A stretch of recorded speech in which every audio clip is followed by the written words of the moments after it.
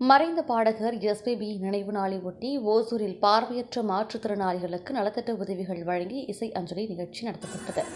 2020 ஆண்டு செப்டம்பர் 25 பிரபல திரைப்பட பின்னணி பாடகர் எஸ்பிபி என்று அழைக்கப்படும் எஸ்.பி. பாலசுப்ரமணியம் மறைந்தார்.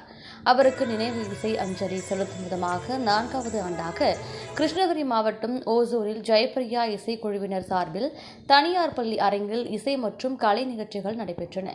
இந்த இசை அஞ்சலி நிகழ்ச்சியில் பிரபல திரைப்பட பாடகர்கள் டாக்டர் நாராயணன், பாடகி தன்யாஸ்ரீ மற்றும் பரந்தாமன் உள்ளிட்ட இசை கலைஞர்கள் எஸ்பிபியின் பாடல்களை பாடி இசை அஞ்சலி செலுத்தினார்கள்.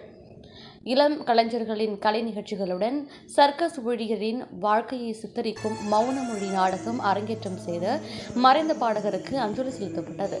தொடர்ந்து கிருஷ்ணகிரி மாவட்டத்தைச் சேர்ந்த சுமார் 70க்கும் மேற்பட்ட பார்வையற்ற மாற்றுத்திறனாளிகளுக்கு உணவுப் பொருட்கள், உடை உள்ளிட்ட நலத்திட்ட உதவிகள் வழங்கப்பட்டு கௌரவிக்கப்பட்டது.